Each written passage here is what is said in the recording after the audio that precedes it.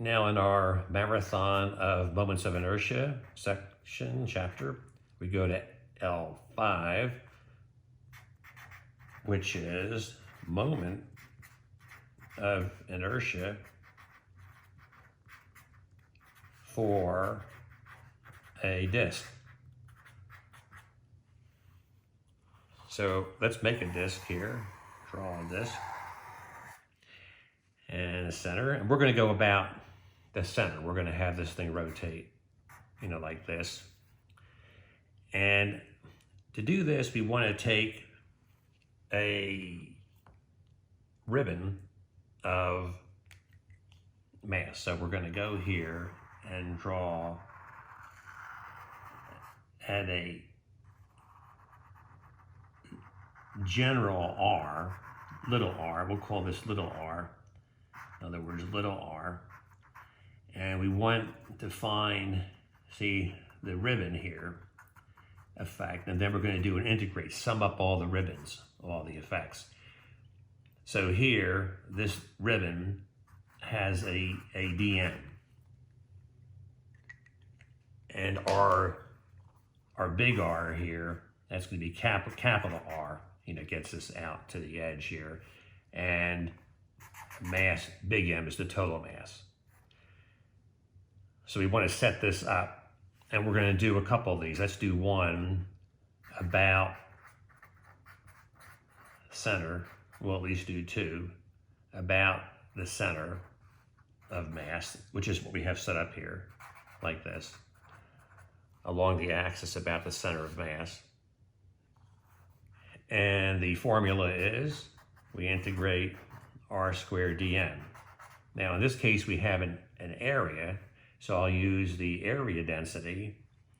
And the areal density, I like to use sigma for area. So this would be the total mass over the total area, pi big R squared. So you can think of, mass is equal to density times the area.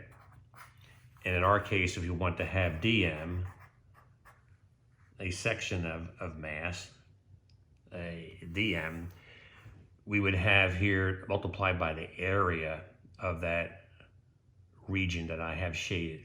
That would be, you would go here, the density times 2 pi r to get you the circumference, and there would be then a little thickness here, a little dr.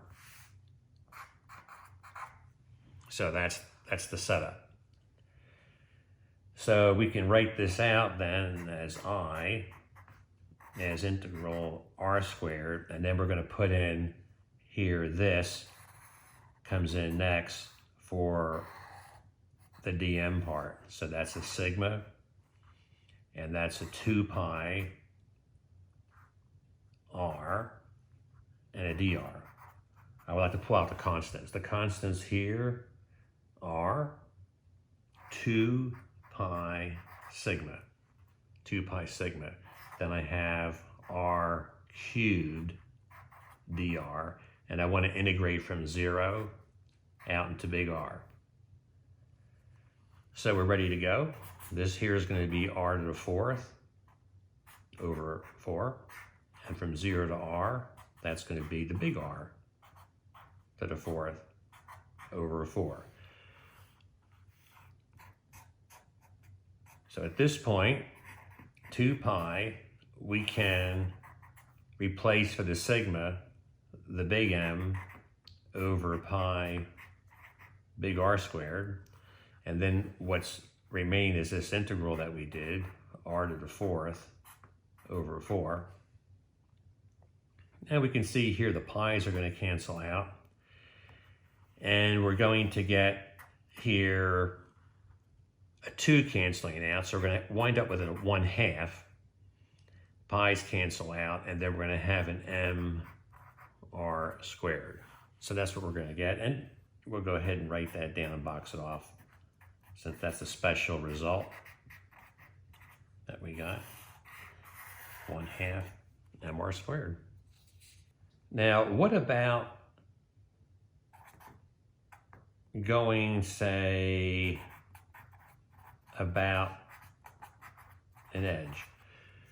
So we just did this problem if the center here, the axis was at the center and it was spinning. The vinyl record here, Led Zeppelin, a classic, courtesy Vinyl Meister and Flickr. But suppose we wanted to have it pivot from the top here, where you just, it's going to go here. We're going to say here we have this situation where it's going to go back and forth like a pendulum. See, this way. What's the moment of inertia in that case? Well, see, we have displaced the axis by r, so we can use the parallel axis theorem. If we want to go about the edge, we have the center of mass result plus m times this distance from the center of mass, which is r, and that gets squared. So in other words, your general formula, remember parallel axis formula, I is ICM plus md squared. So here our d is big R, and our I center of mass, we could just put center of mass there just to emphasize that's the center of mass one. So this would be 1/2 mr squared plus mr squared, and that's going to then be a 3/2 mr squared. So the I about the edge is 3/2 mr squared.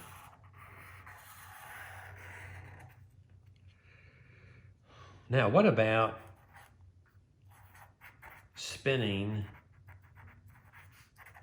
a coin? In other words, we put the disc like this, where it's vertically standing up, and then we're gonna flip it and spin it to have it go around that way.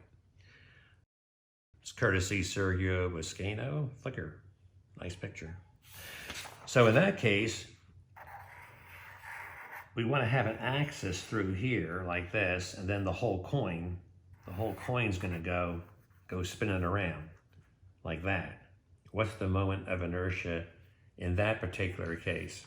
Well, here is where the perpendicular axis theorem comes in. Remember the perpendicular axis theorem. If we have, so let's go ahead and make a disk here. And we have here, say, x, y, and z. So if we go around this way, we have IZ, and we already did that. That's this one here. So that is 1/2 mr squared. We did that. Now, if we look at the x and the y-axis, that's the same idea as this, where we're basically flipping it around where the axis goes through a diameter like this, say, the diameter. So in other words, here the parallel axis theorem. So here the perpendicular axis theorem, we have IZ equals IX plus IY. But see, IX and IY are the same because of the symmetry. So this is equal to 2I, that we want that I, one of those. And here, we're now going to put in, this one goes in here, and look how easy this is, because the answer is going to be 1/2 of whatever the Z1 is. So this is going to bring us to I is 1/2 of this, it's going to be 1/4. See, these theorems are so powerful, look at that. Amazing. And this would be spinning the coin. We'll go ahead and put a little X there to emphasize that it's a specific moment of inertia, which is also equal to IY. IX equals IY.